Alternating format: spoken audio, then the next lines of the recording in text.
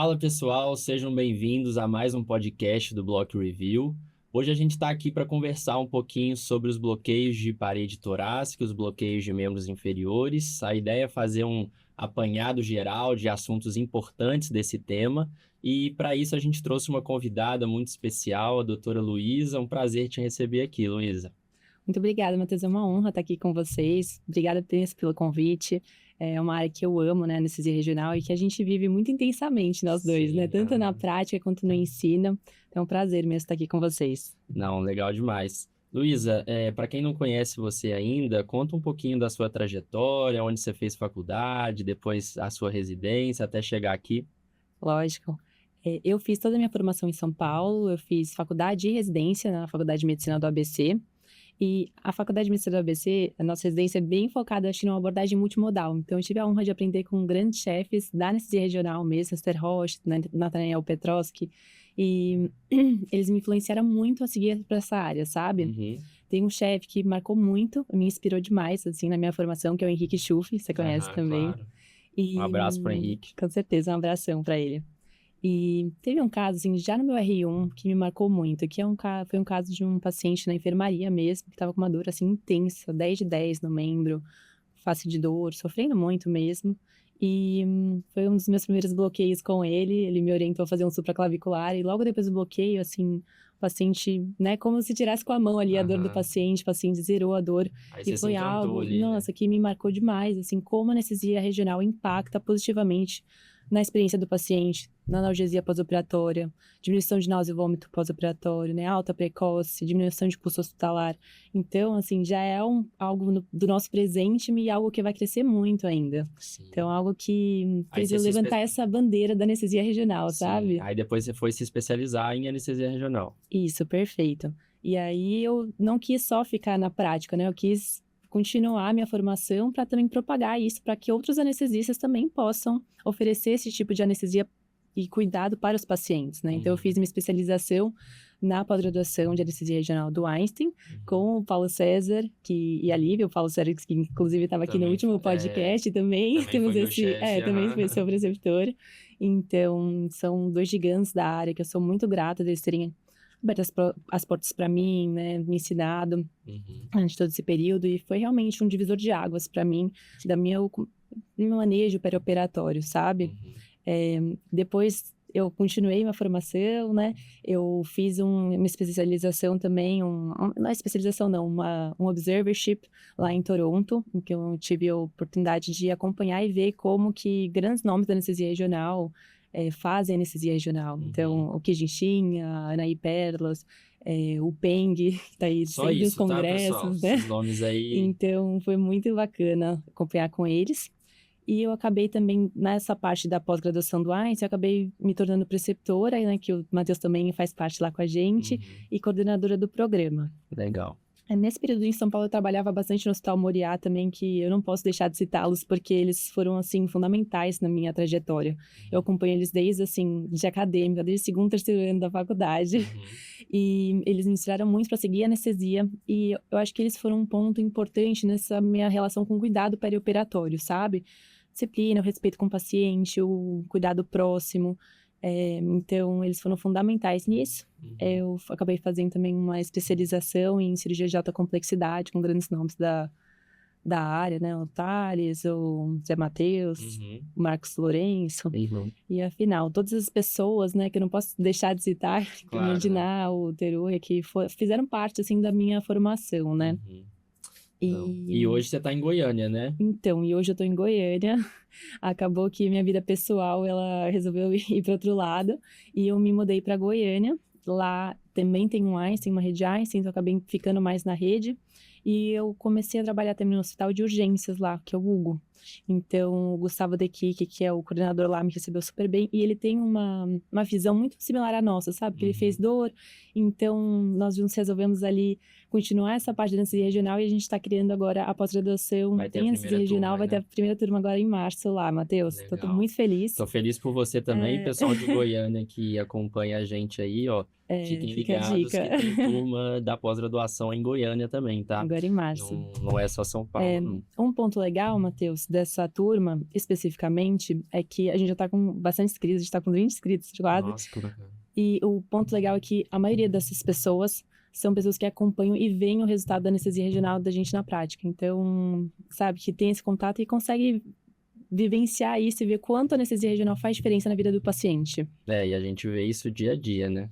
Sim. Bom, Luiz, vamos começar então o nosso papo.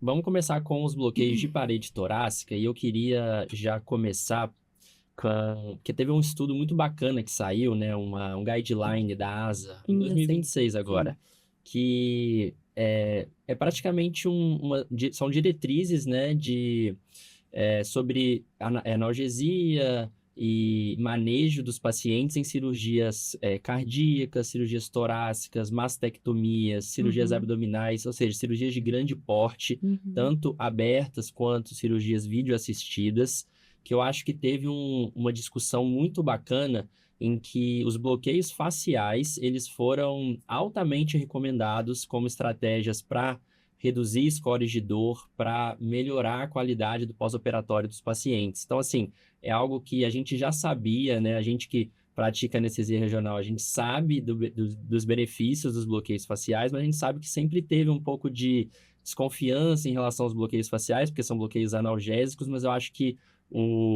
essa diretriz veio para chancelar, assim, né? Para colocar realmente uma chancela nos bloqueios faciais. Você acha que os bloqueios faciais, eles ainda são, assim, um pouco subestimados? Olha, Matheus, bastante. Eu acho que ainda se usa muito anestesia de neuroeixo, né? E ela tem seu espaço, propriamente dito. Mas eu acho que ainda muitos anestesistas usam o bloqueio facial, né? De parede, como exceção, como opção ao neuroeixo, e não como planejamento. Então, eu gostei muito dessa diretriz. Acho que essa diretriz foi um presente pra gente da anestesia regional, que consolidou realmente a anestesia regional, especificamente esses bloqueios faciais, em cirurgias de tórax e abdômen, como um ponto-chave, um ponto central ali do nosso manejo multimodal, como planejamento mesmo da sua anestesia. E eu acho que um ponto legal também é que os bloqueios faciais, acho que algumas pessoas têm essa percepção de que eles não são bloqueios, assim, que realmente funcionam, o pessoal tem um pouco de preconceito, mas eu acho também que é importante lembrar que são bloqueios analgésicos e que você vai utilizar eles dentro de um contexto multimodal, ou seja, você não vai apostar todas as suas fichas no bloqueio, não é assim, vou fazer o bloqueio e pronto, meu paciente vai ficar liso, não vai ter dor nenhuma no pós-operatório se você não fizer outras coisas, né? Eu vejo muito esse erro na prática, a pessoa esperar algo do bloqueio que ele não é capaz de cumprir, né? Então, você tem que sempre usar esses abordagens, nessas ferramentas associadas ao manejo multimodal. E eu vejo muito essa questão na prática também, Matheus.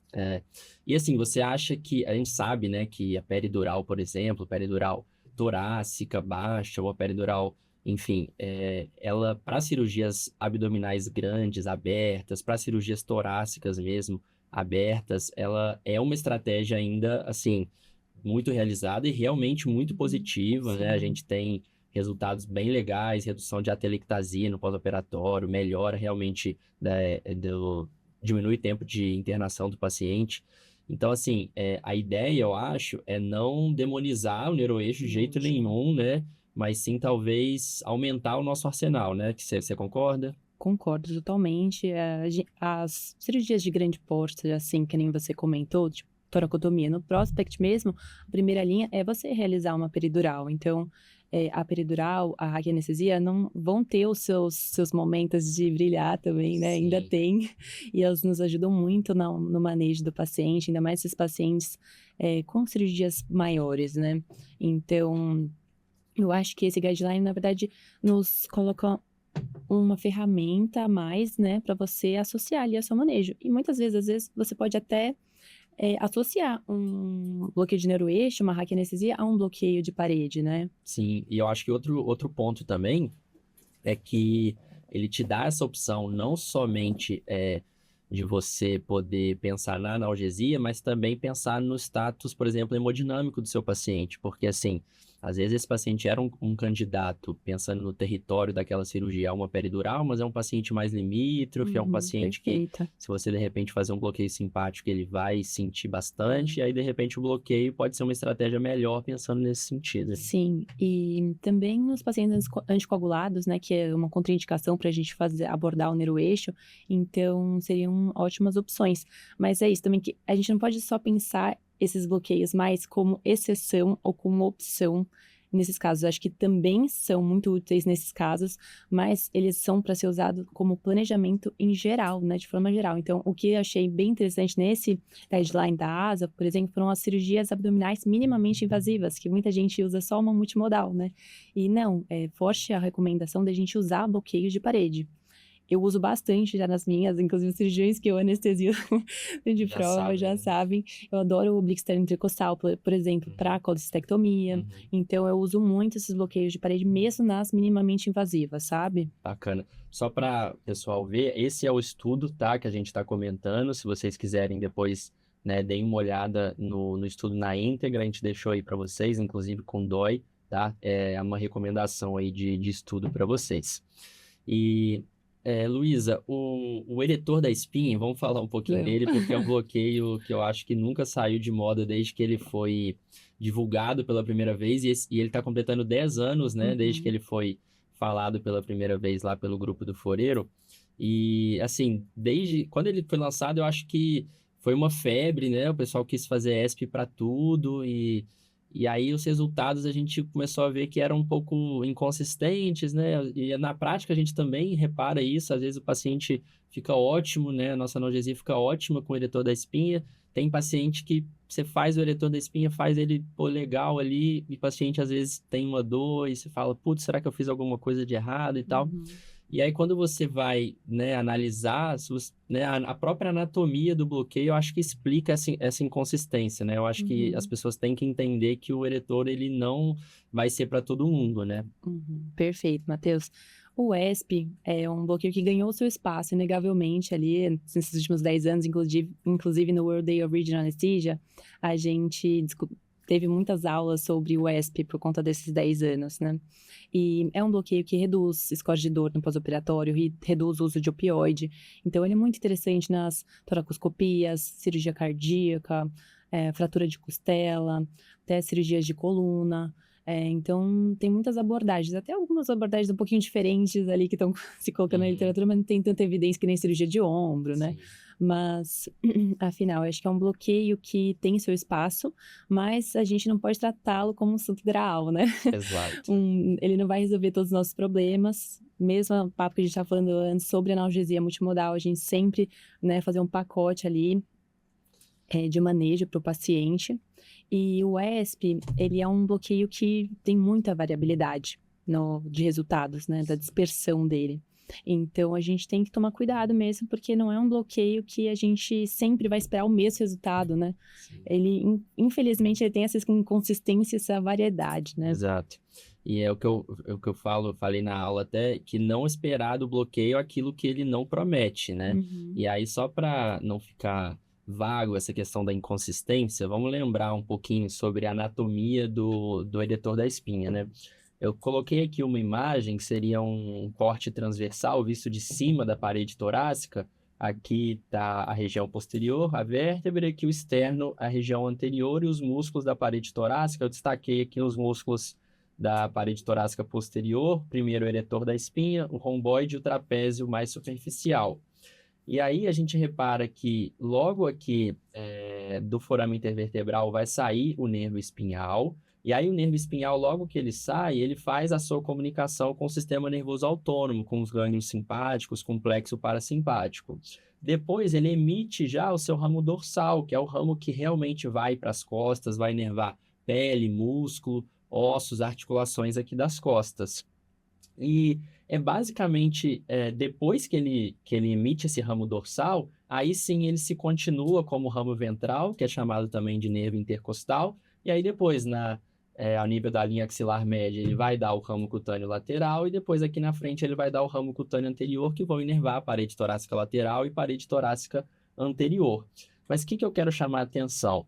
que quando a gente faz o eretor da espinha, a gente vai lá, né, com o probe ali na região posterior, né, das costas, e vai com a agulha entre o músculo eretor da espinha e o processo transverso da vértebra.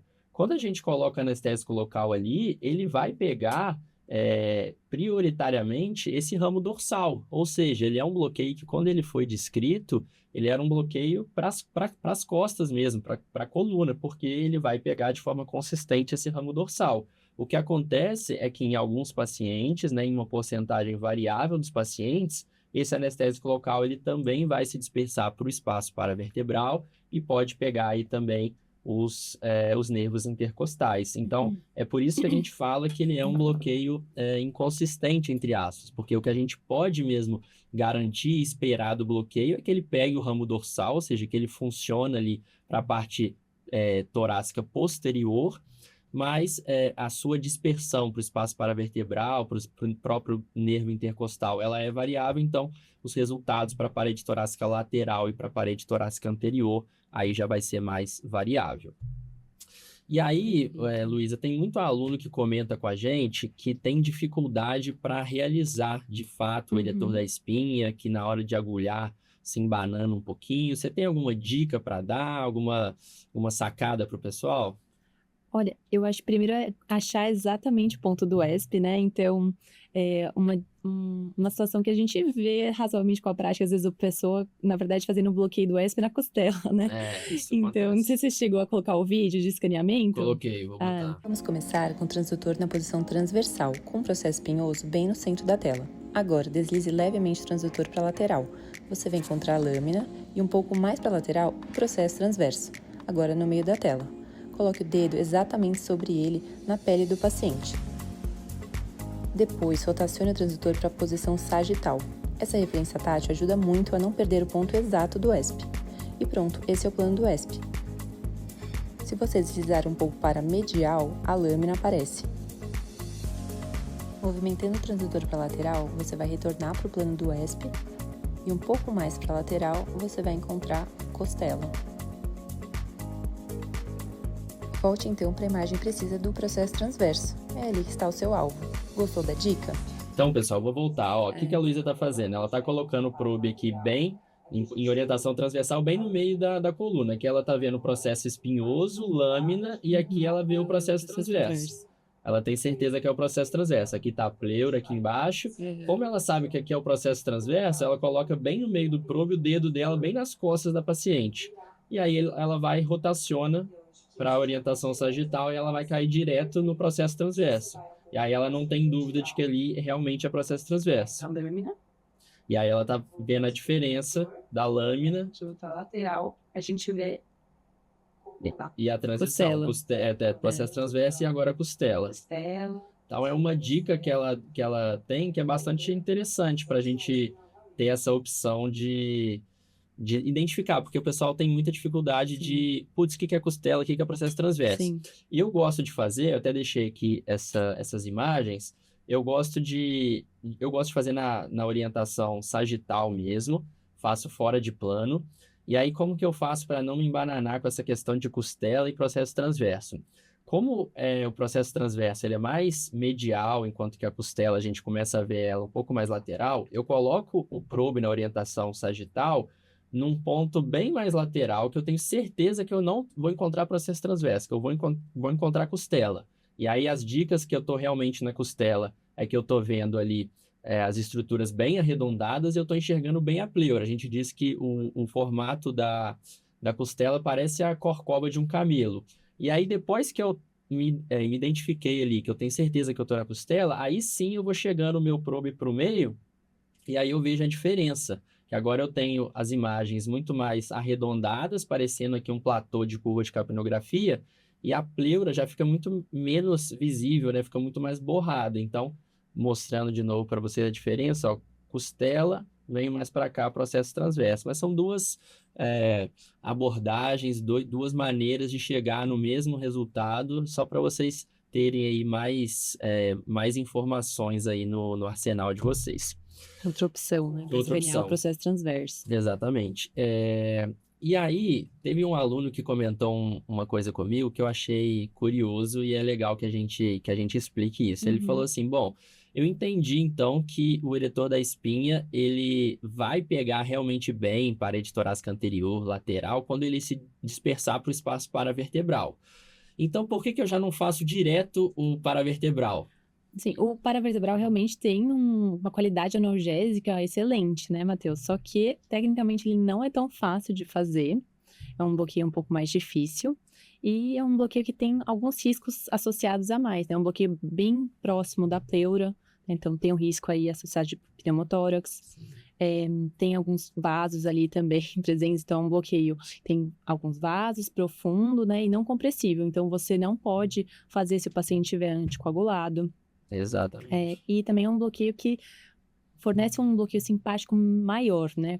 Não tanto que nem a peridural, mas maior que o ESP. Então, você tem que tomar cuidado nos pacientes limítrofes, né? Cardiopatas, você não ter alguma intercorrência, uma hipotensão mais severa, né? Sim, até porque também ele é um bloqueio que para você pegar uma área grande, né, de, Uhum, de, de abrangência, você vai precisar fazer um volume também grande, né? uhum, E é um bloqueio que a gente está fazendo muito próximo à saída das raízes, e é um bloqueio, então, que pode dar um bloqueio simpático significativo. Então, eu uhum. acho que é diferencial. O paravertebral, ele não é um ESP melhorado, ele é um Sim, outro bloqueio diferente que tem vantagens e suas desvantagens como qualquer outro. Então, sim. calma, né? E É, também é um bloqueio que talvez exija um pouco mais de treinamento, expertise, de expertise, treinamento, exatamente. visualização da ponta da agulha.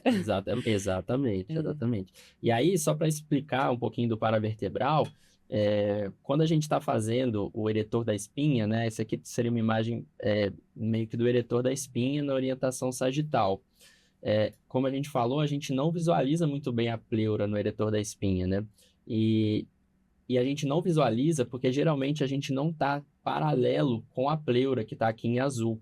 E aí uma dica, se você estiver fazendo na orientação sagital o paravertebral, seria fazer um tilt no probe em direção mais lateral, que aí você consegue ficar um pouquinho mais paralelo, e aí a imagem da pleura já melhora e a gente começa a enxergar o ligamento costotransverso. Aqui eu estou vendo o processo transverso e a articulação do processo transverso com a costela.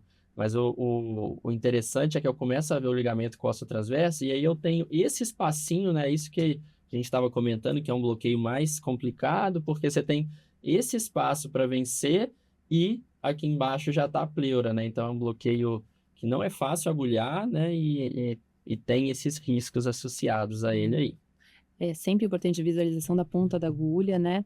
E uma outra técnica legal de associar é a hidrodissecção com salina, para você ter certeza que você está no ponto certo antes de fazer o uso do anestésico local, né? Exato. Tem gente que eu acho que acha que é vergonha, tipo, ficar fazendo teste de hidrodissecção como se não soubesse onde está a ponta da agulha, né? Mas eu acho que isso é mais no agulhamento em plano. Eu acho assim, o agulhamento em plano não que seja vergonhoso, tá, gente? Longe disso. Você fazer hidrodissecção.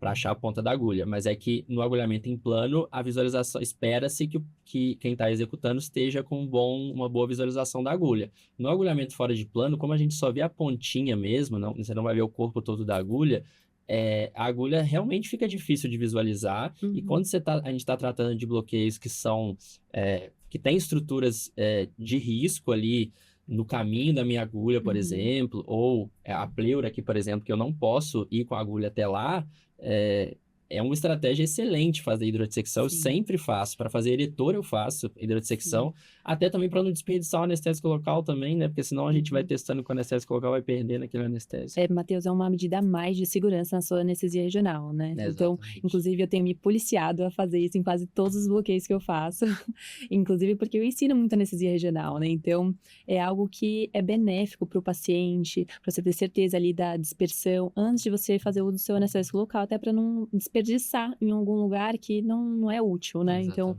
você Exatamente. tem certeza que está no plano correto, aí sim você usar o anestésico local. E você falou num ponto importante, eu acho que você fala bastante disso, eu acho muito legal sobre segurança também, né, no bloqueio, né? Não é Uhum, simplesmente pegar e bloquear, né? Porque a uhum, gente, né, vê, né, os residentes, o pessoal que passa com a gente, eles ficam doidos para bloquear, e a gente, né, já foi assim também, mas existe uma série de cuidados que a gente tem que tomar na hora de fazer o bloqueio, né? Seja asepsia, antisepsia, proteger probe, né? Sim. Fala um pouquinho disso, que eu acho que o pessoal às vezes negligencia um pouco essa parte. Bastante. E, inclusive, tudo começa na explicação para o paciente de como é o bloqueio, os riscos e benefícios, algo que a gente às vezes não faz tanto, né? E é um padrão que você tem que acrescentar na sua prática, sabe? O checklist de bloqueio, né? Antes da Qual realização do lado, né, bloqueio, vai ser? principalmente a lateralidade ali que a gente vê erro. Imagina você errar o interescalênico.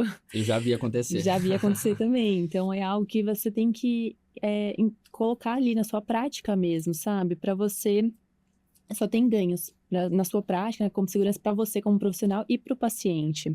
Então, às vezes, você usar um marcador, uma adrenalina na solução também é algo vantajoso para você ter certeza que você não está intravascular, quando você injeta é outro marcador, sabe? Sim, Então, tem algumas medidas aí que a gente pode acrescentar na nossa prática. com certeza.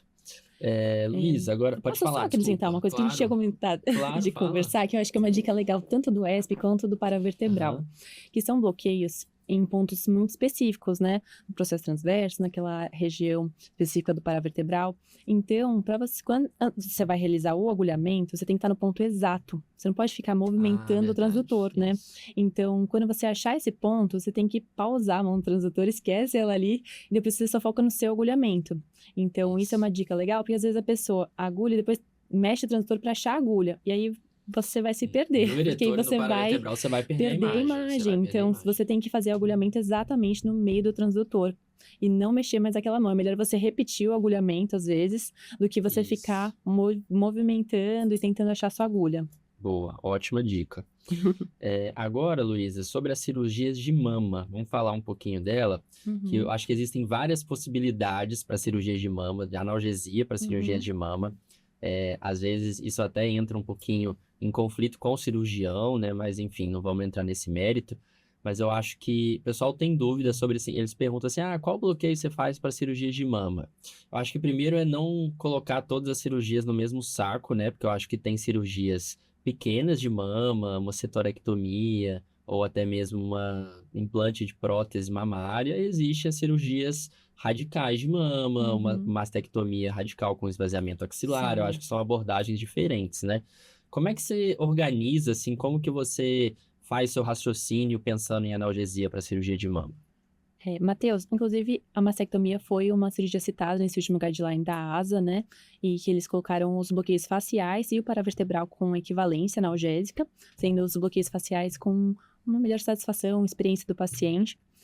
Especificamente, na minha prática, né? Eu opto pelos bloqueios faciais. Então, eu vou dividir aqui em 3 pacotes para ficar mais fácil de entender. Primeiro, as mastectomias simples, né? Eu acabo usando o interpeitoral. Tá. A gente jogou nessa lente, PEC 1. isso, o antigo PEC 1. Então, para pegar peitoral lateral e medial.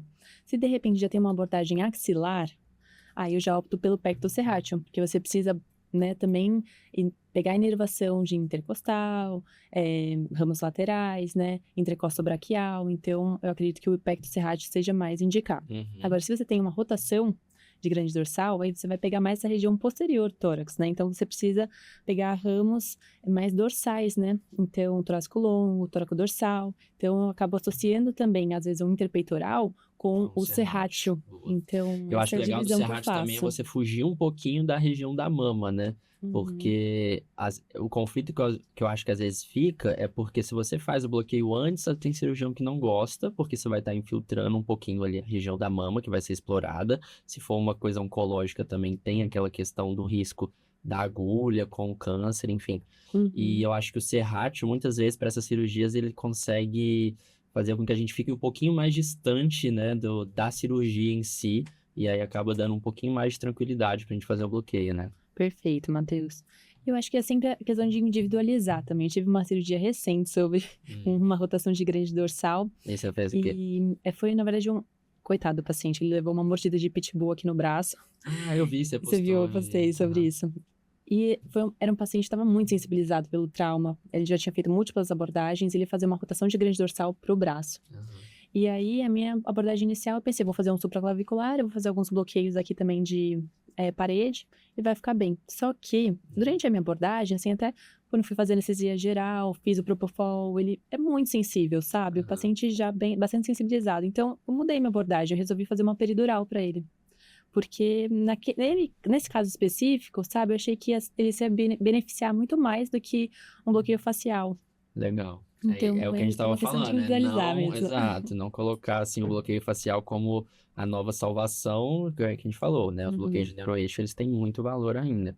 E legal que você não comentou do ESP para cirurgia de mama, porque saiu um estudo recente, vou até colocar esse estudo, deixa eu ver se ele tá aqui. É esse aqui, ó. É o pessoal pessoal de Brasília, pessoal, tem até uns colegas aí dentre os autores. Mas é um estudo que avaliou, então, ESP versus Pecto Serratio, que é o antigo PEC2, tá? Para mastectomias simples, eletivas, tá? E ele avaliou, então, pacientes ASA 1 e 2, ASA 1, ASA 2, ASA 3, eu acho. Depois a gente tem que rever. Mas o que ele viu? Eles fizeram 30 ml no ESP, 30 ml no Pecto Serratio, para pacientes submetidos ao mesmo tipo de cirurgia e avaliou consumo de opioides no intra e no pós-operatório e os scores de dor em curto prazo, médio prazo e longo prazo. E eles acharam uma diferença não tão grande, mas uma diferença que eu acho que é considerável de uma vantagem do Pecto Serratio em relação ao ESP. Então, o Pecto Serratio teve um menor uso de opioides e também teve uma menor cronificação da dor. E eu acho que isso pode estar associado ao que a gente estava comentando do ESP ter uma dispersão variável, né? E eu acho que o Pecto Serratio ele vai estar agindo mais especificamente, né, nos nervos envolvidos ali na mastectomia, né? Perfeito, até porque o tórax tem uma inervação complexa também, né? Então, tem ali ramos do plexo braquial. Então, acredito que por isso também os bloqueios de planos faciais aqui no tórax sejam mais interessantes. Aqui na parte anterior, né? Na parte anterior. Beleza, fica aí a recomendação também, pessoal, desse estudo bem legal aí sobre a diferença de eretor da espinha e Pecto Serratio para cirurgias de mama. Agora, um tema que sempre também pergunta, tem uma legião aí de alunos nossos que fazem cirurgia cardíaca, e aí é sempre a pergunta, o que você faz para cirurgia cardíaca? Você faz eretor? Você faz paraesternal? O que você acha, Luísa? O que você pensa aí que é o padrão ouro hoje? Se existe padrão ouro, se não existe, para cirurgias de cirurgias cardíacas, né? Perfeito, Matheus. Matheus, cirurgias cardíacas são cirurgias que têm um potencial alto de cronificação da dor, né? Principalmente pela esternotomia. Então, eu penso muito no sentido de a gente tem que fazer o nosso manejo intraoperatório da melhor forma possível, tentando diminuir esse estímulo álgico para diminuir a chance de cronificação da dor, certo? Então, um bloqueio que eu sou muito fã é o paraesternal, tanto superficial quanto profundo. São bloqueios que pegam bastante essa região anterior do tórax.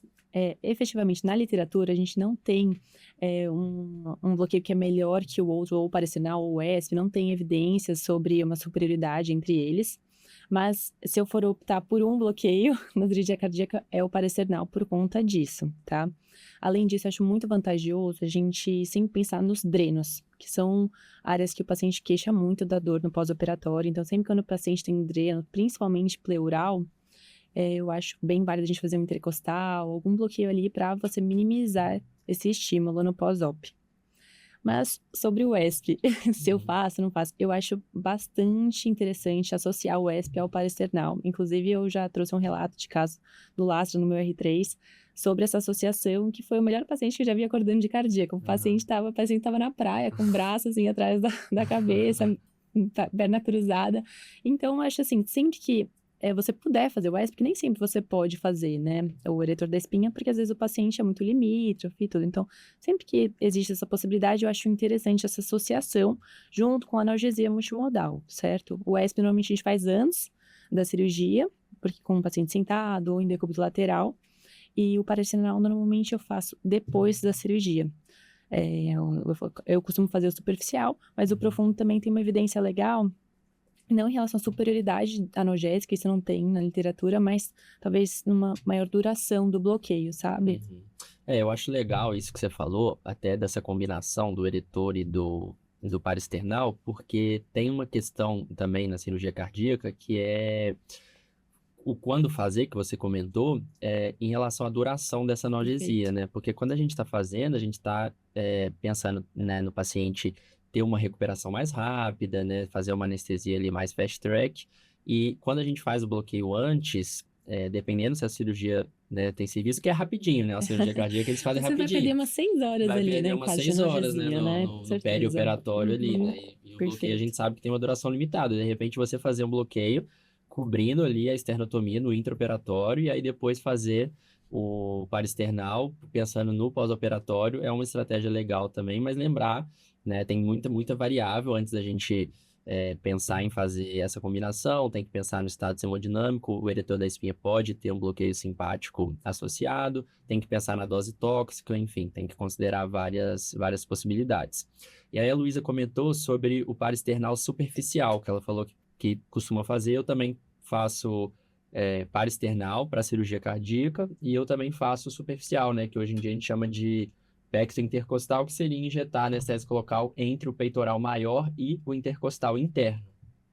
A outra abordagem, que é a abordagem profunda, seria hoje em dia também chamado de bloqueio do plano transverso do tórax, seria injetar anestésico local entre o intercostal interno e o músculo transverso do tórax. Lembrando que o ultrassom aqui está em orientação sagital, né? Logo ali do lado do externo. O problema é que não é sempre assim, né? O É. transverso do tórax, ele é um músculo fininho que eu trouxe essa imagem aqui para mostrar a pegadinha dele. Porque assim, quando a gente está com ultrassom aqui na orientação sagital e está vendo o transverso do tórax, se eu por acaso mexer um pouquinho esse probe para o lado, ao invés do transverso do tórax, eu tenho agora uma estrutura hipoecóica aqui mais contínua, que vai estar pulsando na tela, que é a artéria torácica interna, que é a mamária. Então tem que tomar muito cuidado, porque o que você pode achar que é o transverso do tórax pode ser a mamária, e você está fazendo justamente para uma cirurgia cardíaca, o seu cirurgião vai ficar louco. E aí uma estratégia para você fugir disso, se você quiser fazer realmente a abordagem profunda, seria fazer, em vez na orientação sagital, fazer na orientação transversal. Então, você vai ver o externo aqui, o peitoral maior, o intercostal interno, e aí você consegue colocar os vasos, né, que vão aparecer agora como estruturas arredondadas, não vai estar naquele outro sentido, e o músculo transverso do tórax vai estar ali mais né, ao lado dos vasos, e aí você conseguiria ter uma janela um pouquinho melhor para fazer esse bloqueio, mas lembrar que você está fazendo um bloqueio mais perto da pleura e perto dos vasos torácicos internos, né, os vasos mamários. Sim, acho importante sempre achar a mamária, né? Antes de fazer o seu Exato, sempre bloqueio. achar. Tipo, ver o transverso do tórax, só ver onde está a mamária para você ter certeza de onde você está injetando. Exato. Bom, beleza. Acho que a gente deu uma boa passada aí nos bloqueios de Vários. parede torácica, deu uma boa pincelada. Então agora vamos para a nossa segunda parte aqui da revisão, que são os bloqueios de membros inferiores. E aí, Luiz, eu já queria te perguntar uma coisa, porque assim, eu acho que os bloqueios de membros inferiores, essa é a minha impressão, não sei se você concorda, que eles são subestimados pela comunidade anestésica como um todo, tá? E eu me incluo nisso. A gente vê até na residência, pelo menos na minha, foi assim. A cirurgia de membros inferiores às vezes era a oportunidade para o R1 fazer uma hack, sabe? E naquela correria ali do plantão, tipo, o residente tem que almoçar, aquela coisa. Os bloqueios de membros inferiores sempre ficavam para segundo plano, quando, tipo, não dava para fazer uma hack, enfim. E talvez porque realmente exista uma técnica como a hack que funcione para o intraoperatório, os bloqueios de membros inferiores acabam sendo jogados em segundo plano e tudo mais. Você acha que realmente existe isso, que a gente subestima os bloqueios de membros inferiores? Demais, Matheus. E isso acho que está associado bastante com uma falha no acompanhamento perioperatório. Porque os bloqueios de membro superior, se você tem alguma falha, alguma questão ali, o paciente já se queixa na RPA na sua frente, né? Eu tô com dor, não fiquei muito bem ali, ou não, nem consegue às vezes fazer a cirurgia por conta disso, você tem que converter para geral. Já os bloqueios de membros inferiores, por conta da hack, o que acontece? A pessoa vai lá, faz a hack, vai para RPA, o paciente fica bem. Muitas vezes ali até já começa a mobilização, porque a hack vai passando, e ótimo, vai de alta para o quarto e nisso você nem vê o paciente com dor, né? Mas os bloqueios de membros inferiores são muito importantes para a analgesia do paciente. Então, tem cirurgias com potencial álgico bastante importante, né? De membros inferiores. Fratura de fêmur, as cirurgias de hálux valgo, né? Tem cirurgias que com potencial importante álgico, né? Então, com certeza, isso acontece por conta da falha no acompanhamento mesmo. Então, necessita nem ver o resultado, né, da anestesia dele. Sim, Então, eu acho que é isso. eu acho que é um alerta, assim, né, pra gente, como um todo, de acompanhar mais os nossos pacientes no pós-operatório, porque a hack que a gente geralmente coloca no neuroeixo, ela vai segurar ali poucas horas no pós-operatório Uhum. e esses pacientes candidatos a cirurgias de membros inferiores, eles precisam de mobilização, eles fazem Uhum. fisioterapia. Sim. Então, uma coisa é aquele Tem terapia paciente precoce. deitado na cama, né, que não vai Uhum. se mexer, às vezes a sua morfina realmente vai dar conta do recado ali nas primeiras horas, mas para cirurgias de membros inferiores, que hoje a gente sabe que exigem, né, uma mobilização rápida, uma Uhum. recuperação rápida, a morfina não vai segurar Sim. E mesmo se segurar, assim, Matheus, a morfina também está associada a algumas complicações, né? Por exemplo, um bexigoma no pós-operatório. Então, às vezes, o paciente jovem, tal, às vezes só um bloqueio ali resolveria. E não, o paciente ficou internado, não pôde ir de alta porque teve retenção urinária, teve que ser sondado, que é uma situação bem desagradável para o paciente no pós-operatório. Então, há algumas questões ali que eu acho que a gente tem que colocar na balança, né? E um lado bom que eu acho é que os cirurgiões, eles têm começado a enxergar isso e não é incomum o cirurgião pedir já para fazer um bloqueio de membro inferior, né? Eu acho que isso tá mudando um pouquinho. Sim. Claro que tem aquele cirurgião que só quer falar, não, faz uma hackzinha aí que tá tranquilo, mas tem muito cirurgião, né, os Que tem bons, né, pedido. que tem pedido, do tipo, não, faz um bloqueio, aquele dia você fez um bloqueio e ficou legal pra caramba, o paciente ficou bem pra caramba, então acho que Sim. é um alerta pra gente, quem não domina os bloqueios de membros inferiores, né, tá na Sim. hora de... E, Matheus, também tem uma questão da dor crônica, né? Da síndrome de membro fantasma, por exemplo, as amputações, tem uma indicação muito legal de você fazer um bloqueio ali, até às vezes passar um catéter, né? Sim. E vamos entrar então, começar aqui com as cirurgias de quadril, né? Uhum. E não me leve a mal, tá? Eu não vou criticar o Peng, eu sei que você é pupila do Peng, acompanhou ele lá em Toronto. Mas a questão é o seguinte, o Peng é um bloqueio que é totalmente consolidado para cirurgias de quadril. Eu faço Peng para cirurgias de quadril. E agora, uma questão que eu vejo é que para as artroplastias de quadril, né, cirurgias mais agressivas ali do quadril, talvez depositar todas as fichas no Peng e como estratégia analgésica talvez única ali do seu pós-operatório, eu vejo que tem paciente que sente dor no pós-operatório Uhum. e eu acho que é importante falar isso porque tem muita gente que ficou com essa ideia de que o Peng para quadril ele é perfeito e se você fizer, você está garantindo a analgesia do paciente. E a gente sabe que é mais complexo que isso, né? Sim, Matheus. O Peng realmente é o meu bloqueio de escolha para Uhum. artroplastia de quadril, mas a gente tem que lembrar que a inervação do quadril realmente é a maioria dos receptores álgicos de dor que a gente tem são na cápsula anterior do quadril, aproximadamente 70%, né? Então, 30% estão na cápsula posterior. Então, a gente não pode deixar de lembrar que a gente também tem um componente posterior ali de dor também. Então, às vezes você pode fazer o Peng e o paciente sentir um pouco mais de dor na região posterior. Tem até um bloqueio surgindo agora, que é de cápsula posterior do quadril. Então, às vezes, vale lembrar da situação para associar. Mesmo assim, o Peng, ele também não é suficiente para essa parte anterior, né? Então, é bom a gente sempre associar a uma analgesia multimodal. Sim. Isso aqui, ó, só para exemplificar o que a Luísa está falando, né? A concentração de receptores, que é essa partezinha vermelha que a gente colocou, ela é muito mais significativa na cápsula anterior, na região anterior. Então, essa é uma visão anterior do quadril, aquela visão posterior. Você vê que a região posterior, ela é inervada, né? Tem participação do nervo ciático, nervo quadrado femoral, glúteo superior e glúteo inferior, principalmente, mas a concentração está maior aqui, tem mais nociceptores. Então, por isso que a região anterior, ela geralmente é o alvo ali dos nossos bloqueios, mas como a Luísa falou, 30% mais ou menos da inervação vem da cápsula posterior. Então, às vezes, a dor do seu paciente pode estar ali. Uhum. E eu acho que outra coisa bacana, além do que você falou de não colocar o PEN como única estratégia, né? A gente vai sempre fazer uma analgesia multimodal, pensar em quais medicações o paciente vai usar no pós-operatório, fazer medicações no intraoperatório para cobrir mais a analgesia.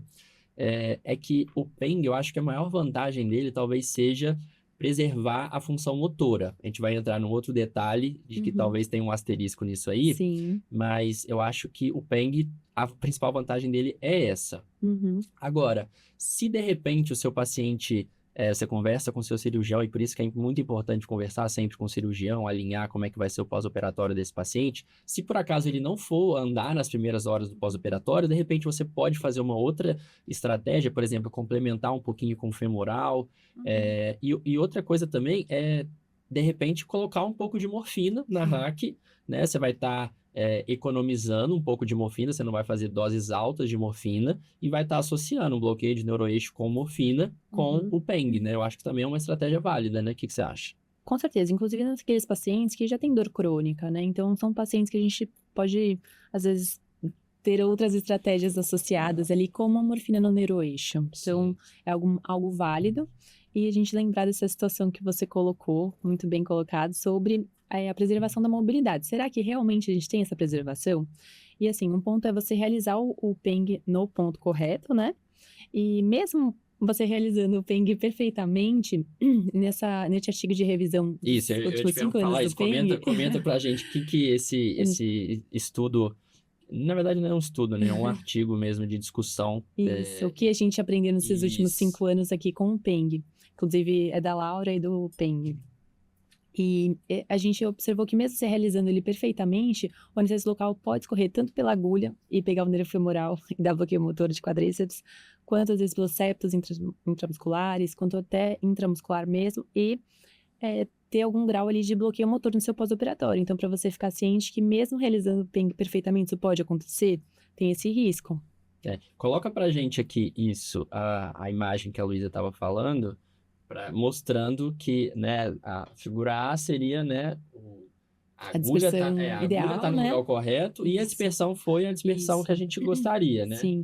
E uma dica legal também é você, às vezes, dar uma rodadinha ali na sua agulha para furar a fáscia, né, adequadamente para o anestésico dispersar entre a fáscia e o periósteo, né? Exatamente, porque senão pode ficar intramuscular e quando fica intramuscular, seria, por exemplo, a figura B, você percebe que a agulha, ela tá um pouquinho mais recuada, né, do que tá aqui. E aí uma das possíveis consequências seria essa dispersão cefálica até o nervo femoral, né? E aqui mostrando também outras hipóteses que poderiam justificar, né, tanto pelos septos quanto pelas fáscias, uma dispersão indesejada ali, né, do anestésico local até o nervo femoral, mostrando que eu acho que antigamente a gente tinha uma concepção de que se o seu PENG desse bloqueio motor, você estava fazendo errado. Eu sempre escutei isso, do tipo, você fez errado, você colocou no lugar errado, porque a visão que a gente tinha era de que a nossa agulha, ela estava chegando aqui mais próximo do femoral, né, que a gente não colocou a agulha realmente onde estava, mas hoje a gente sabe que é possível, não necessariamente você fez um bloqueio errado, né? Sim, inclusive nesse agulhamento tem que tomar cuidado só com o cutâneo lateral também, femoral, porque às vezes na própria punção ali você pode lesionar ele, né? E tem essa outra imagem legal, né, Luísa? Comenta pra gente aqui que... O ponto ideal ali de você realizar o seu PENG, né? Então, com um periósteo com essa linha um pouco mais afinada, né? E o tendão do psoas mais próximo ali do periósteo. Então, é um ponto que a sua dispersão seria mais efetiva ali do anestésico local para medial. Borrado, né? Tá o tendão um pouquinho mais acima, né? O tendão um pouquinho mais acima ali, ele já tá um pouquinho mais colado ali mostrando que são imagens parecidas, né? E só que isso pode interferir, talvez, no resultado do seu bloqueio, né? Sim. Legal. Agora vamos para um dos temas que eu mais gosto de estudar e que eu vejo que é realmente muito complexo, que é joelho, né? Acho que o joelho ele tem uma das inervações mais complexas de toda a anestesia regional e a gente sabe que existem cirurgias muito dolorosas, como a artroplastia total de joelho, é uma cirurgia muito dolorosa e que é, ao mesmo tempo, muito desafiadora porque ela tem exigido uma recuperação rápida dos pacientes. É uma cirurgia que o paciente precisa fazer fisioterapia precoce, então a gente precisa associar uma analgesia potente e, ao mesmo tempo, permitir que esse paciente se recupere. Se você fosse falar assim, sua anestesia ideal, sabe? Você tá no mundo ideal, você tem tudo à sua disposição, seu paciente tolera ali a dose tóxica, quais combinações de bloqueios, qual anestesia você faria? Fala pra gente. Então, Matheus, a ATJ realmente é uma cirurgia bastante dolorosa, né? A gente tem que pensar ali que o paciente vai sentir uma dor intensa nos primeiros 5 dias de pós-operatório. Então, acho que é um tema muito importante a gente abordar aqui. E o joelho tem uma inervação extremamente complexa. Então, a gente nunca vai conseguir bloquear todo o joelho com um bloqueio, né? Sim. Então, no mundo ideal, né? Vamos colocar assim. Primeiro bloqueio, com certeza faria canal dos adutores, né? Que aí dessa forma Só uma pergunta, você faz hack, você faz neuroeixo? Sim, neuroeixo. Sem morfina, geralmente? Uhum. Tá. Às vezes dá para associar também com uma geral, dependendo do cirurgião, se ele quiser mais imobilidade ali do paciente. Tá, beleza. Então, vamos pro canal dos adutores. Então, o canal dos adutores, pensando em nervo safeno e também o paravasto medial. O paravasto medial, ele fica logo ali abaixo do sartório, e ele é separado ali pelo nervo safeno por uma membrana vasoadutora. Então, tem algumas pessoas que advogam para você pegar o paravasto medial e depois ir para a região do canal dos adutores. Mas, sempre que você escaneia cranial para caudal depois do seu canal dos adutores, você vai ver que esse anestésico local, se você fizer ali de 15 ml, mais ou menos, que é o que a gente faz no canal, ele sempre dispersa para o vasto medial. Então, eu já fiz várias canais dos adutores, eu sempre dou uma escaneada depois dos meus bloqueios, e normalmente você pega o paravasto medial mais acima, sabe, mais proximalmente. Então, o primeiro bloqueio que com certeza faria é o canal dos adutores, mais ou menos uns 15 ml. Isso. Beleza. Outro bloqueio que eu acho muito interessante, que eu tenho usado na minha prática, é o cutâneo femoral anterior, que é um bloqueio fácil de fazer, você já tá ali, né? Praticamente a mesma imagem do canal. Praticamente a mesma imagem do canal, e você coloca uma infiltração ali de anestésico local acima do sartório. Então, ali uns 5 ml e tudo, e você pega bem ali a região anterior, o joelho cutânea. Onde é basicamente a incisão, né, da ATJ. Então, eu acho que é muito válido também você realizar essa associação, sabe? Tá. Beleza, então canal dos adutores e cutâneo femoral anterior. Isso, beleza. Mais o quê? Então, a gente também tem os geniculares, né? Então, lembrar só que o genicular inferolateral, você tem que tomar um cuidado ali. Tem gente até que nem gosta de fazer por conta do fibular recorrente, que é ali próximo, mas é muito válido você fazer essa associação. Que poderia dar bloqueio motor, né? Que você não tá motor, e você não quer isso pro pós-operatório, então tem que tomar um pouco de cuidado. O paravasto intermédio, também uma infiltração simples ali acima da patela, né? Na região do fêmur. E uma questão é da porção posterior ali do joelho. Então, é válido às vezes ser um IPEC, ou tem gente também que advoga você fazer também um canal dos adutores mais baixo. Não sei se você já ouviu falar disso, do hiato adutor, que esse anestésico local escorreria para a porção posterior ali, e também auxiliaria na analgesia desse plexo poplíteo posterior. Então, esse é o ideal. Eu sei que às vezes, inclusive porque é muito bloqueio, às vezes você não tem tanto tempo ali, né, tanta flexibilidade ali com o cirurgião. Então, pelo menos ali um canal dos adutores, às vezes você tentar passar um catéter no canal dos adutores para o pós-operatório, e às vezes combinar com o cirurgião dele fazer uma infiltração nessas outras regiões, né, acho que você tem que avaliar a sua prática, o que você conseguir fazer. Exato. Também o catéter no canal dos adutores, se você for fazer antes da cirurgia, é um pouco complicado por conta dos campos cirúrgicos, então às vezes você vai ter que fazer uma abordagem um pouquinho oblíqua para a passagem do catéter. Então acho que é mais fácil você realizar esse procedimento no pós-cirurgia, né? Porque aí você vai ter mais tempo, também mais tranquilidade para passar esse catéter. Então, tem que ver o IPEC, por exemplo. Recomendações. Muitas vezes eu falo assim, pronto, agora no final da cirurgia eu vou fazer o IPEC. Aí, quando eu vou ver, o cirurgião colocou o curativo, a tala ali, muito mais acima do joelho. Teria que fazer acima, antes mesmo da cirurgia, e sempre lembrar de fazer de forma estéril, né, gente? Exato. Sempre probo estéril, tudo, né? Que é a recomendação geral de todos os bloqueios hoje em dia, mas principalmente, né, nessa cirurgia específica, que a infecção pode ser uma prótese bastante danosa ali para o paciente, né? Só para exemplificar o que a Luísa está falando, essa é a inervação do joelho, bem tranquila, né? Aqui a visão posterior, né, o plexo poplíteo, os geniculares, ali do outro lado a visão anterior com safeno, nervo parovasto medial, os geniculares, enfim, toda essa inervação que a gente já discutiu, mas só para mostrar o porquê que é tão complexo. E aí, assim, a gente vai ter uma aula específica dos geniculares, mas a Luísa comentou do bloqueio do cutâneo femoral anterior, eu queria mostrar para vocês, só para vocês entenderem o que a gente está falando aqui. O cutâneo femoral anterior, né, ele vai vai ter dois ramos, né, um medial e um intermédio ou intermediário, e eles vão ter esse trajeto aqui, e para a região do joelho, eles vão pegar essa região mais anterior aqui, do joelho para cima. E a gente consegue bloquear eles numa região bem próxima à região que a gente já faz o canal dos adutores. Então, percebam que o probe está colocado aqui praticamente igual no canal dos adutores, na região medial da coxa. Aí aqui ele está vendo o sartório, ali estão os vasos femorais, e mostrando que acima do sartório, né, tem ali, é quase que uma infiltração subcutânea mesmo, mas tem uma fásciazinha aqui que tá mostrando. Às vezes dá para ver bem legal, né, Lúcio? Vou até mostrar o vídeo que você fez, que dá para ver. É tipo o cutâneo lateral da coxa, e quando dá para ver, ele fica, né, Tem o eyeball sign, né, que eles Exato, colocam, que eyeball sign. parece um globo ocular, então tem alguns, realmente você consegue direcionar ali seu agulhamento Exatamente. mesmo. Mas mesmo que você não consiga visualizar, Pode você infiltrar ali a região acima do sartório. Então aqui tá mostrando um ramo e ali o outro ramo, né, do cutâneo femoral anterior. Sim, lembra? Aí, ó, o seu vídeo aí, ó. Pegando Aqui tava bem um ali, e aqui né? tava outro, Isso, né? perfeito. E aqui o sartório, né? Isso. Mostrando que nessa faixa estão presentes. Eu acabo fazendo meu canal dos atores um pouco mais alto ali no ápice do trígono femoral também. Esse agulhamento é um pouquinho de treino, tá, gente? Esse agulhamento é um escaneamento dinâmico junto, né, com a progressão da agulha.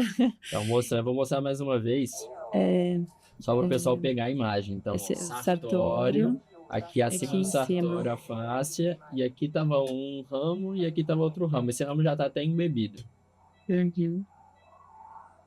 E aí uns 5 ml são suficientes, né, Lu? Sim.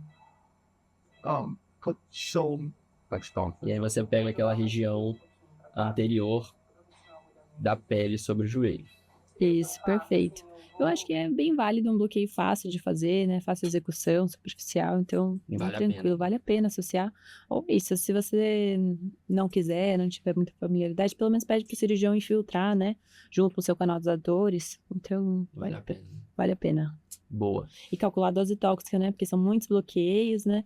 Ou às vezes o cirurgião também quer fazer a infiltração dele, então é importante sempre calcular a dose tóxica também ali que vocês estão usando em conjunto, e o né? ortopedista, se você não pergunta, ele infiltra sem te falar nada, e aí você fala assim, ó, eu fiz tantos ml aqui, você meio que tem tantos para você fazer. Aí ele calcula lá e faz, porque senão realmente é muito anestésico local para o paciente. Luísa, vamos falar um pouquinho, tem uma aluna que comentou comigo que no serviço dela chega bastante paciente vasculopata que vai fazer amputação transfemoral. E ela tem dificuldade porque assim, são pacientes que às vezes não são candidatos a RAC, e seja, enfim, por uma coagulopatia, seja pelo status hemodinâmico, né? Às vezes uma RAC ali no paciente mais limítrofe, a gente sabe que pode ter consequências ruins. E também, às vezes, é um paciente muito idoso, que se fizer anestesia geral, também fica aquela coisa, será que vai sair bem do tubo e tudo mais? E a gente sabe que os bloqueios, eles podem salvar, né, nessas situações. Com certeza. E ela queria, né, uma dica, assim, quais bloqueios que a gente faz, o que a gente recomenda ali para fazer, para amputação, para fazer com bloqueio e sedação. Como é que Legal. você Primeiro, faz? assim, se você for fazer só os bloqueios isoladamente, com certeza existe essa possibilidade, mas mesmo se você for fazer uma geral associada, uma RAC anestesia associada, também é muito válido você fazer os bloqueios pela síndrome de membro fantasma. Então, para você ali evitar uma dor crônica ali no pós-operatório, certo? Então, quando eu explico essa questão ali da amputação transfemoral, eu gosto de dividir uma inferior em alguns compartimentos. Então, porção anterior, a gente vai pegar o quê? Nervo femoral, certo? A gente vai um pouco mais para a lateral, a gente tem o cutâneo femoral lateral. Já na região medial, a gente tem os obturadores. E na região posterior, a gente tem o ciático, mas tem um ponto ali específico do ciático, que seria o ciático transglúteo, para pegar também a porção do cutâneo femoral posterior. Então, são muitos bloqueios, né, Matheus? São bloqueios que, às vezes, tecnicamente, não são tão fáceis, né? Dependendo ali do porte do paciente também, né? Do tamanho do paciente. Acho que o obturador e o ciático via transglúteo é um pouquinho mais... Não são bloqueios que... um pouquinho mais avançados, mas que, né, com treino, são super factíveis de fazer. E são bloqueios que demandam muito volume, às vezes, né? Uns 20 ml e tudo. Então, você tem que tomar cuidado também, calcular a dose tóxica. Às vezes, são pacientes também consumidos, que... está diante, então você tem que calcular a dose tóxica e dar uma olhada ali qual concentração que você vai usar. Às vezes você pode usar 0,2, né? Então, às vezes demora um pouquinho também até você conseguir liberar esse paciente para a cirurgia. Sim. Só um detalhe que a Luísa comentou do ciático via transglútea, que é a abordagem do ciático que vai permitir ali, por dispersão do seu anestésico, pegar o cutâneo femoral posterior, o cutâneo posterior da coxa, que é o ramo que inerva a parte cutânea posterior da coxa, como o nome já diz. Mas o ciático via transglútea é um bloqueio profundo, então... lembrar dessa pegadinha, porque às vezes você tá fugindo da hack porque você tá diante de um paciente anticoagulado, enfim. E só que você também não pode fazer o ciático via transglútea, né? Por definição, pelo fato dele ser um bloqueio profundo. Então, tomar cuidado com isso. Mas, então, seriam essa combinação de bloqueios, eu acho que seria a combinação ideal para você conseguir anestesiar, né? Femoral, cutâneo lateral da coxa, obturadores e o ciático via transglútea. Mas o que a Luísa falou é muito válido. Mesmo que você consiga fazer anestesia geral, mesmo que você possa fazer hack, é muito interessante você associar os bloqueios, até para você também praticar mesmo, e tem essa questão da dor crônica, o paciente amputou, mas ele tem a síndrome do membro fantasma, então é sempre importante também fazer bloqueio nessas situações. E eu acho que outra dúvida também que é campeã, né, que a gente recebe é sobre a passagem de catéteres para o pós-operatório. Eu acho que assim, o catéter, ele sempre desperta essa curiosidade porque é muito bacana, né? A gente poder fazer ali um procedimento que a gente passa um catéter e consegue fazer analgesia para o paciente dias ali do pós-operatório, né? Dá uma satisfação para a gente e para o paciente, mas eu acho que existem diversos cuidados que a gente tem que ter, né, em relação a catéteres, e eu queria que você falasse um pouquinho, porque você tem experiência com a passagem de catéteres, né, Luísa? O que você poderia comentar para o pessoal que sempre pergunta sobre a realização de catéteres e tudo mais? Então, Matheus, eu tenho tentado instaurar um protocolo, né, mais estruturado de manejo de dor aguda lá no nosso serviço. Então, é um desafio mesmo. Não só a passagem do catéter, né, mas principalmente a manutenção, o manejo, o contato com a enfermagem, né. Você tem que ter uma estrutura ali de uma equipe voltada para isso. Então, é um desafio. Não é só passar, né? Você casa com o catéter. O catéter tem que ver se a enfermagem é preparada para lidar com aquele catéter, se vai ter anestesista, se você vai conseguir passar, ou se você não passar, alguém precisa passar, alguém da sua equipe precisa passar. Esse catéter pode se deslocar, então não é só chegar lá e repicar, como a gente faz às vezes numa peridural, que a gente vai lá no leito, aspira e injeta. Você às vezes tem que confirmar a localização do catéter com ultrassom, ver se ele ainda está lá. E, enfim, não é uma burocracia a mais, uma burocracia, né? a mais que eu acho que compensa, vale muito a pena a gente investir nisso, né? E tentar realmente construir algo bem positivo ali. Mas é um desafio. Tem que individualizar também. Tem que individualizar, né? cada caso. Exato. Avaliar como que você conseguiria ancorar melhor aquele catéter, se às vezes uma abordagem plana, seria melhor isso uma é legal abordagem de fora falar. de plano. Perguntaram isso pra gente, como que a gente faz para decidir se a gente vai passar o catéter em plano ou se vai passar o catéter fora de plano. Você tem algum raciocínio que você geralmente faz? Eu tento individualizar e realmente ver onde vai ancorar melhor ali o catéter, e também individualizar. Às vezes, naquela abordagem, que às vezes é um paciente maior, então a abordagem fora de plano vai ser mais interessante para visualização do agulhamento. Então, eu individualizo bastante e tentar avaliar ali qual abordagem seria melhor para ancorar esse catéter. Então, por exemplo, ciático, a gente já tem falado muito da abordagem lateral e você fixar o catéter no bíceps femoral. Então, é uma questão de você individualizar mesmo. Sim. E eu acho também que você até comentou sobre estar colocando uma equipe, né? E tentar estruturar isso. E eu vejo uma dificuldade que eu tenho também no hospital que eu trabalho, é que às vezes eu quero, né, passar o catéter, a cirurgia é dolorosa, mas às Sim. vezes o paciente vai de alta rápido, às vezes, né? Então tem isso também. Às vezes, por exemplo, você fala assim, putz, essa cirurgia é uma cirurgia com potencial álgico importante, eu acho que vale a pena passar um catéter, mas se esse paciente, de repente, ele vai de alta amanhã à noite, cara, você tá fazendo, enfim, você tá, às vezes a sua função e a burocracia que você tá organizando para passar o catéter, às vezes no dia seguinte o paciente vai de alta, às vezes seu catéter vai até atrasar a alta, porque, pô, tô querendo, já tive caso assim, pô, tô querendo dar alta, o paciente tá com catéter, alguém precisa vir tirar esse catéter aqui. Sim. Então, às vezes, é o que eu falei, alinhar tudo, né? A gente não faz anestesia sozinho, a gente tá anestesiando para uma equipe, alinha com a equipe, às vezes fala, pô, realmente, esse paciente vai ficar 5 dias internado, opa, aí já é um caso bastante interessante de passar um catéter. Agora, às vezes a gente acha que a cirurgia merece, mas a programação cirúrgica é outra, né? Então tem que conversar, né? Uma questão interessante desses casos, Matheus, você já ouviu falar da bomba elastomérica, que o paciente Sim. vai para casa, né, com a bomba, você tem as orientações, né, que você consegue fornecer para o paciente, e ele mesmo, às vezes, lá em Toronto era assim, eles colocavam o catéter, a bomba, davam as orientações para o paciente, né, de sinais de alarme, se ele sentisse gosto metálico na boca e tudo, para arrancar o catéter. Então, eles mesmos, às vezes, tiravam o catéter deles. Isso aí é o em sonho, casa. né? Isso aí é o padrão ouro. Sim. Bom, Luísa, pô, foi legal pra caramba, a gente conversou bastante, Adorei. mas eu queria, antes da gente encerrar, eu acho que uma grande lição que eu vejo que você estimula bastante nas suas redes sociais e eu te conhecendo, eu me inspiro nisso também, que é sobre o acompanhamento dos pacientes no pós-operatório. Eu acho que você consegue colocar isso sempre no seu dia a dia e eu acho que isso muda realmente a nossa forma de anestesiar, né? Que mensagem que você pode deixar para quem está assistindo a gente sobre o quanto que esse acompanhamento dos pacientes no pós-operatório faz a diferença?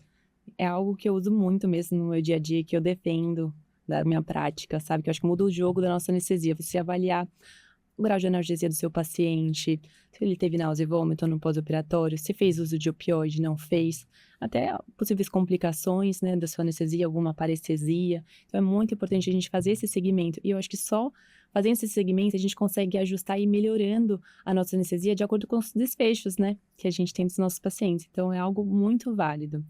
E um ponto que eu acho que fez eu mudar muito, Matheus, é essa minha visão sobre o acompanhamento perioperatório, depois de um congresso da ASRA que eu fui, em que eles mostraram um trabalho que colocou que o próprio acompanhamento próximo do anestesista ao paciente já diminui os scores de dor dele. Então, ele se sentir escutado, acolhido, seguro, isso muda a percepção dele da dor, sabe? Então, é algo que eu incentivo. E aí você acha que você deixa de ser aquele anestesista que o paciente nem vai lembrar o nome e passa a fazer parte ali da jornada do paciente.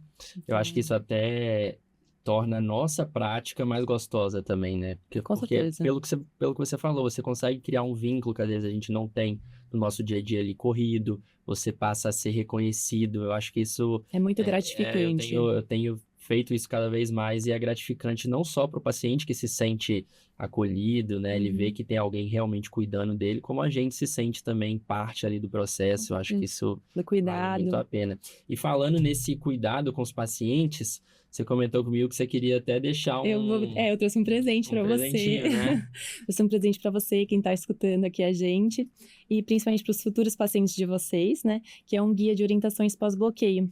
Para vocês deixarem com eles, né? Para eles saberem o que é normal sentir, quando procurar ajuda, como usar adequadamente ali, as medicações no pós-operatório. Então, Pô, espero que isso ajude. eu nunca tinha visto uma iniciativa assim, pô, achei muito bacana. Aqui, pessoal, tá só a capa, tá? Isso aqui é só o guia só para vocês completo. sentirem o gostinho do que é esse materialzinho. É um material para vocês passarem, então, para os pacientes de vocês, porque né, os pacientes às vezes não entendem muito bem, né, o bloqueio. Para a gente é Sim. muito corriqueiro, mas os pacientes não entendem que ele vai ficar com formigamento, que ele vai ficar com aquele braço às vezes pesado, né? Então, Sim. e orienta também até ele a tomar algumas As condutas, as precauções, né, o precauções. cuidado com o membro que está anestesiado, sinais de alarme para se caso a pessoa vá ter uma síndrome compartimental, né?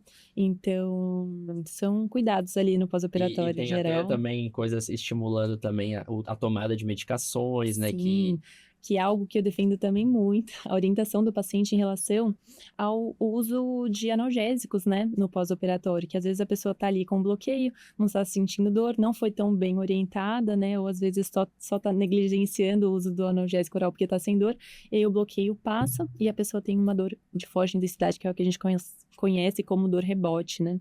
Então é algo bastante válido a gente passar essa orientação para os nossos pacientes. Bom, é isso. Queria agradecer demais a Luísa. Quando a gente chamou a Luísa, a gente já sabia que ela ia acrescentar bastante aqui para vocês. E, Luísa, deixar as portas abertas. Sempre que quiser voltar aqui, você é super bem-vinda. E, Obrigada. e é isso. Foi muito bom. Nossa, adorei. Obrigada pelo convite. Imagina.